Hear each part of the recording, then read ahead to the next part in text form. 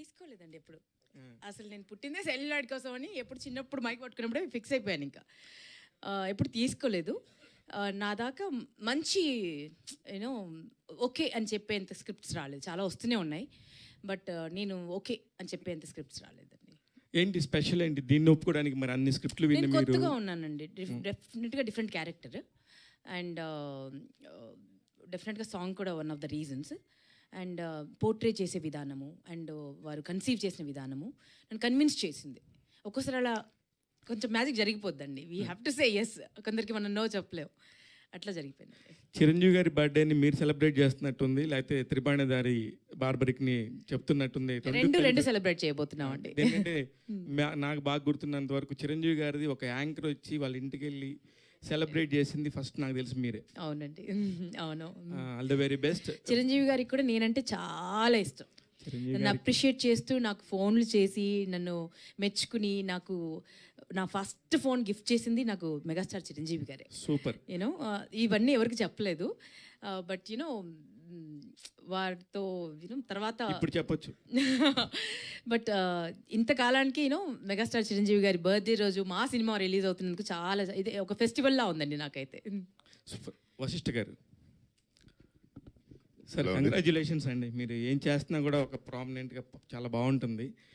మొన్న కూడా చేస్తున్నప్పుడు చాలా చాలా బాగా చేశారు వదిలేలా కూడా. థ్యాంక్ యూ అండి. ఇప్పుడు ఇది ఇట్లాంటి ఒక క్యారెక్టర్స్ వస్తున్నప్పుడు మీరు yes this is my character అని చెప్పి ఒప్పుకోవడానికి ఏమి పుల్ చేస్తారు సార్ మిమ్మల్ని?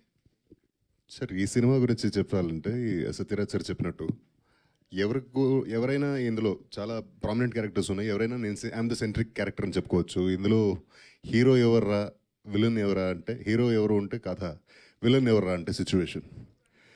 And I believe in cinemas are characters which are close to life, close to reality. ఇది చూసేసరికి మన త్రిబాణిదారి బార్బరికి చూస్తుంటే this is like a mirror to the society. అందులో ఆ క్యారెక్టర్లో చూస్తుంటే మనం చూసుకోగలుగుతాం, మన పక్కన ఉన్న వాళ్ళు ఎవరినో రిలేట్ అవుతుంది, రిజంబుల్ అవుతుంది. So this cinema is close to life.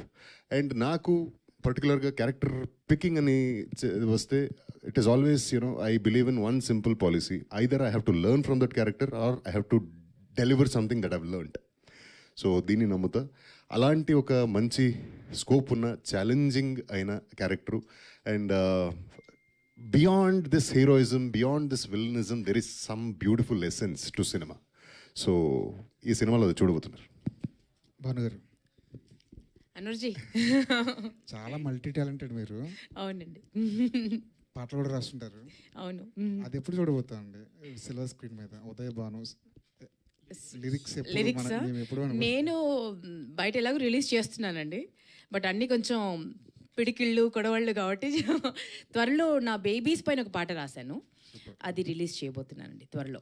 నా పిల్లలంటే నాకు ప్రాణం అంటే అంతకు మించి ఇంకేదైనా పదం ఉందంటే అది అనుకోండి. సో వాళ్ళ మీద ఒక మంచి పాట రాశాను. చాలా రోజుల తర్వాత సినిమా సెట్కి వెళ్ళి ఉంటారు. అవునండి, చాలా గ్యాప్ తర్వాత. ఆ వాతావరణం ఎలా ఉందండి? ఏదైనా మారిపోయిందా సెట్? ఏమన్నా బాగా విపరీతమైన ప్రేమ ఉందండి. నేను ఇంత ఎక్స్పెక్ట్ చేయలేదు, ఇంత గౌరవం, అంత ప్రేమ నేను ఎక్స్పెక్ట్ చేయలేదు ప్రతి ఒక్కరి దగ్గర నుంచి. ఎక్కడ ఏ యాటిట్యూడ్స్ లేవు, ఎటువంటి యూనో పెద్ద చిన్న తారతమ్యాలు లేవు, యూనో టెలివిజన్ బిగ్ స్క్రీన్ ఇవి లేవు. ఎంత ప్రేమ, ఎంత గౌరవం చూపించారో నాకు కళ్ళు చెమర్చాయి. నేను ఇదంతా మిస్ అయిపోయానే అని నాకు అనిపించింది. అది మన మీద బట్టే ఉంటుంది. మీద ఇలా ఉంటారు కాబట్టి మీ మీద ప్రేమ ఉండొచ్చు మేబీ. మోహన్ గారు, డైరెక్టర్ గారు చెప్పండి. అంటే ఉదయ్ భాన్ గారు అంటే 90s వాళ్ళందరికీ చాలా గుర్తుండే షోస్ కావచ్చు అన్నీ చేసుకుంటూ వెళ్ళారు. 2000 వాళ్ళకి అందరికీ అంటే కొంచెం డిఫరెంట్ 2014 వరకు. సో అంటే డిఫరెంట్ క్యారెక్టర్తో కనిపిస్తున్నారు. అండ్ సాంగ్ చూసుకుంటే మిమ్మల్ని ఎక్కువ హైప్ చేసినట్టే కనిపిస్తుంది. సో అంటే క్యారెక్టర్ చెప్పేటప్పుడు కొంచెం హైప్ ఉందని యాక్సెప్ట్ చేశారా, లేకపోతే ఇంపార్టెంట్ క్యారెక్టర్ అని యాక్సెప్ట్ చేశారా? అన్నీ ఉంటాయని యాక్సెప్ట్ చేశారండి. ఎందుకంటే ఒక పెద్ద సినిమాకి వెళ్ళిన తర్వాత యూనో ప్రామిస్ చేసింది sometimes there won't be there. So అప్పుడు డిసప్పాయింట్ అయిపోతాను. అందుకే 1కి 4 సార్లు అడిగి యూనో నాకు ఒక ప్రామిస్ చేసిన దాంట్లో ఒక చిన్నది మిస్ అయినా కూడా మళ్ళీ అడిగాను డైరెక్టర్ సార్ని, చేశారు ఎందుకు వేయలేదు సార్, చేశారు ఎందుకు వేయలేదు సార్ అని.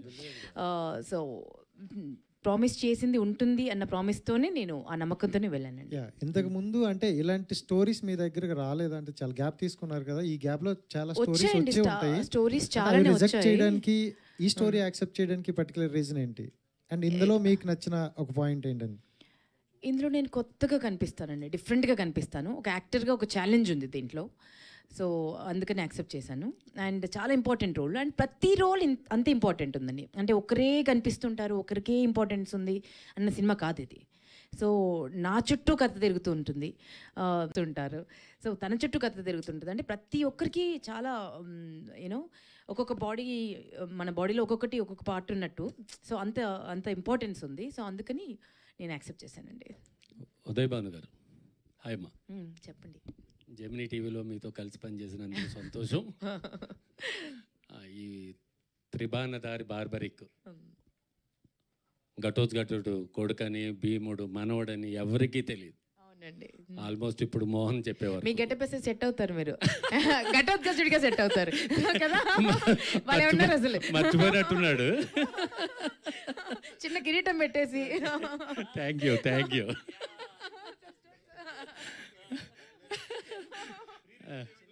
పెట్టేద్దామా? అలా ట్రై చేద్దాం. లాస్ట్ టైం ప్రెస్ మీట్లో ఒక కాంట్రవర్సీ చేశారు. అది యాంకర్స్ని తొక్కేస్తున్నారు, నాలాంటి వాళ్ళను కూడా రానివ్వట్లేదని చెప్పి ఒక దుమారం లేపారు. అది నిజమా? నిజాలే మాట్లాడతానండి నేను ఎప్పుడైనా, బట్ ఇది సందర్భం కాదు.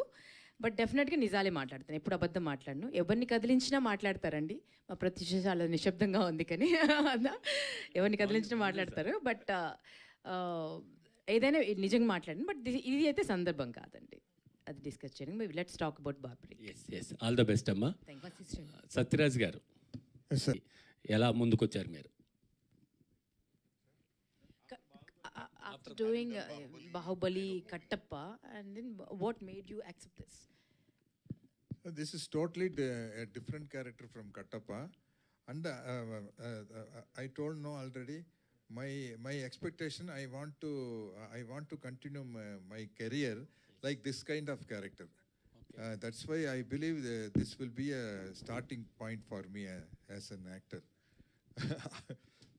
ఓకే అండి. మోహన్ గారు, సనాతన ధర్మం అనేది ఇప్పుడు కొత్తగా అందరికీ తెలియజెప్పాల్సిన పరిస్థితిలో హిందూ దేశం ఉంది. పవన్ కళ్యాణ్ గారు ఈ మధ్యనే సనాతన ధర్మం మీద ఉద్యమం మొదలుపెట్టారు. ఇలాంటి స్టోరీస్ని కానీ పురాణాలు కానీ చెప్పడానికి మీకు ఏంటి ఇన్స్పిరేషన్?